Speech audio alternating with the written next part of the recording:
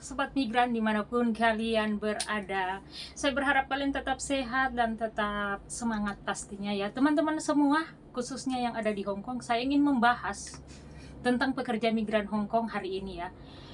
Saya tuh kayak kesal hari ini. Kenapa?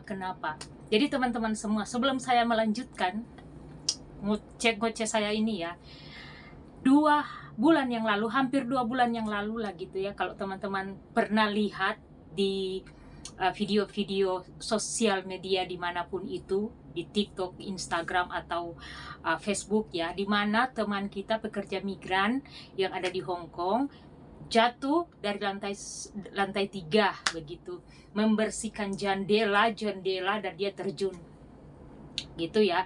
Jadi ini yang handle kasusnya ini dari Miss Yuni, yang YouTuber kita yang suka bantu-bantu juga pekerja migran gitu. Miss Yuni itu sending ke BP2MI, dan BP2MI, Badan Perlindungan Pekerja Migran Indonesia juga, direktur pelindungannya itu ya kita bestian, sohib lah begitu di dalam mengurus atau membantulah teman-teman pekerja migran begitu. Dan Pak Firman juga langsung send ke saya gitu, Ibu Afril tahu nggak ini video ini?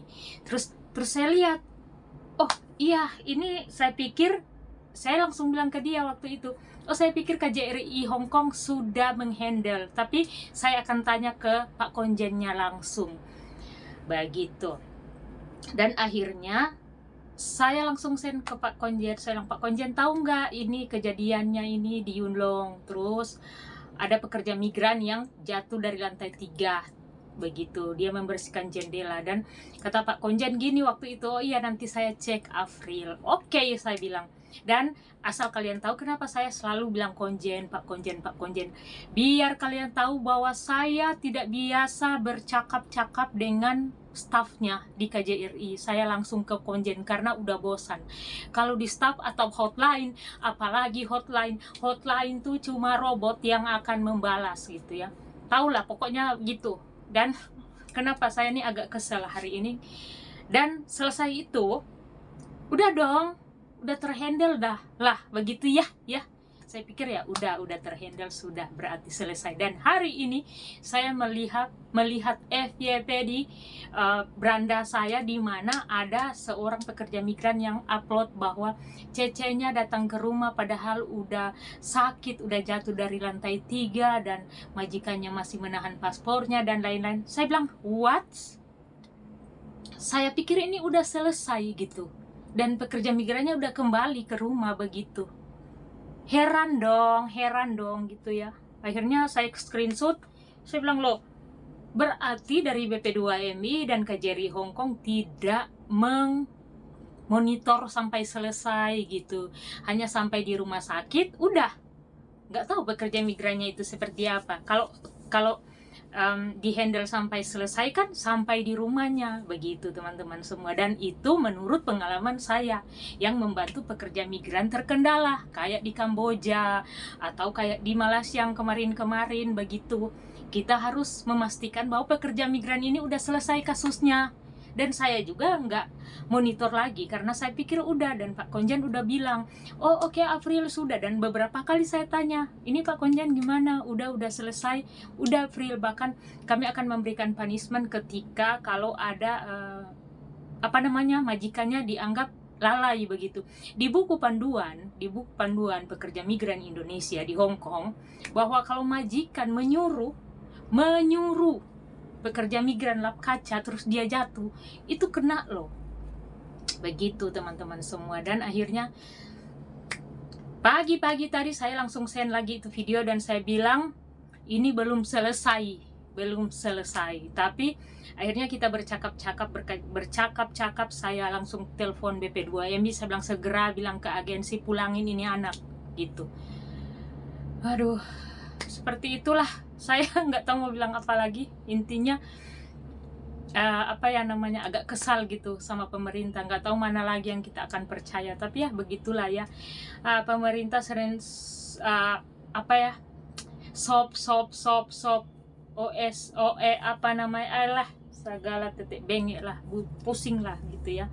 Dan akhirnya saya telepon mbaknya untuk memastikan, karena saya kan cuma lihat di TikTok. Saya langsung bilang, minta mana nomor telepon yang dulu tuh, pasti ada di datanya. Saya bilang sama Pak Dir Pelindungan di BP2MI, saya bilang cari nomor teleponnya, saya mau memastikan ini video benar nggak gitu, udah selesai kasusnya nggak. Dan kalian dengarlah videonya ini ya, nanti ya kalian dengar ya videonya, oke? Iya, pagi Mbak Melisa.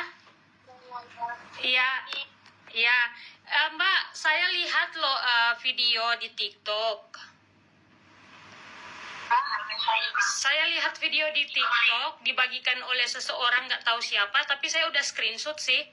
Mau bertanya bahwa di caption itu dibilangin bahwa Mbak mau ngambil data atau dokumen atau baju gitu ya. Iya, betul. Jadi gimana nih, minta tolong dong ceritain kronologisnya, karena kan yang kemarin itu kan Miss Yuni yang handle kan, Miss Yuni handle, laporin ke BP2MI, dan kemarin tuh BP2MI juga sempat berkoordinasi saya juga sama Pak Firman BP2MI, dan saya juga langsung ke Konjen waktu itu, minta Pak Konjen untuk monitor kan kasus Mbak yang jatuh dari lantai 3 itu kan. Iya, Miss. Iya, jadi udah ya, nggak usah panggil Miss, saya sama kok, kita PMI kok. Cuman saya sering bantu teman-teman PMI, iya.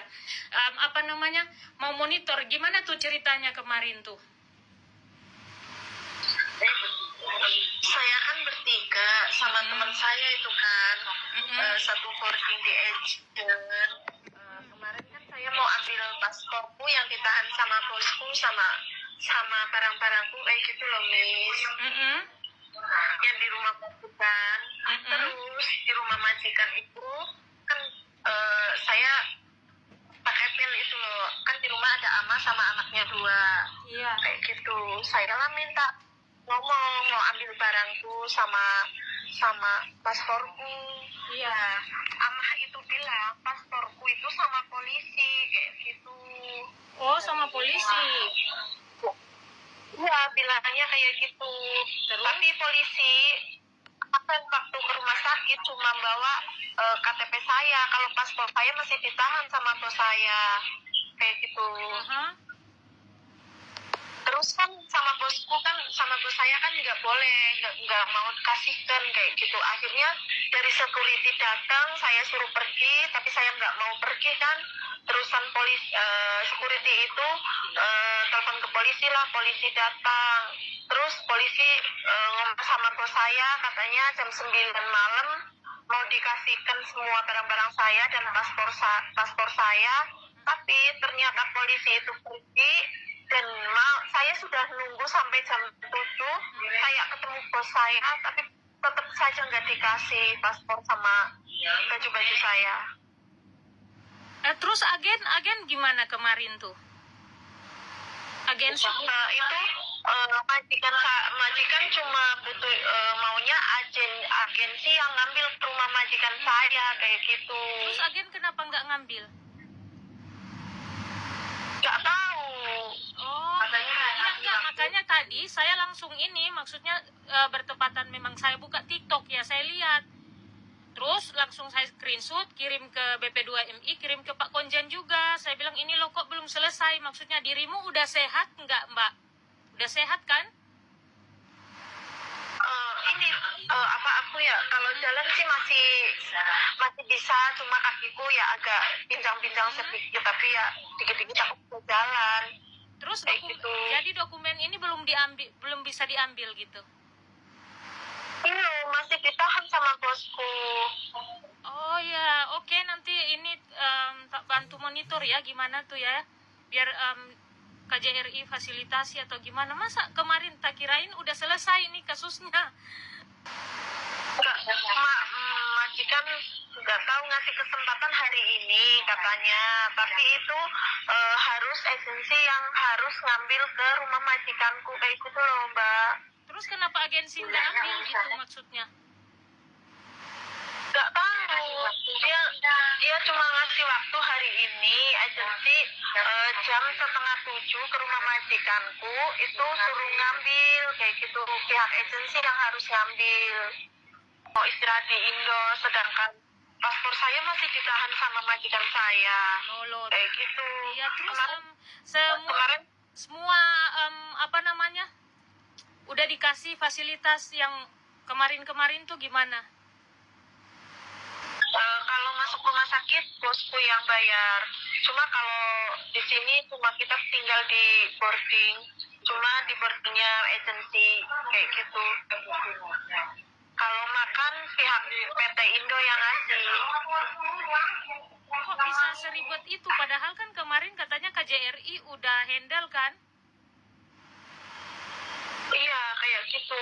Saya cuma minta hak saya loh mbak, itu paspor saya kenapa ditahan, sedangkan saya kan udah putus kontrak tanggal 8 kemarin.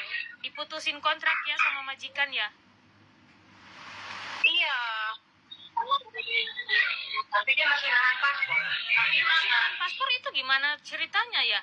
Bentar Mbak Melisa, ya nggak apa-apa kalau gimana. Hari ini saya bilang lagi ke konjen, tadi saya udah WA konjen kan tadi ini pagi, dan hari ini pagi tadi juga saya tuh minta nomor teleponmu tuh dari BP2MI karena dapat videomu di TikTok gitu. Iya mbak. Oke lah kalau begitu, bentar ya saya ini lagi ke Pak Konjen ya, biar dimonitor ya. Oke mbak. Telepon lagi ya, nanti saya monitor ya. Oke mbak, Ya, makasih. oke.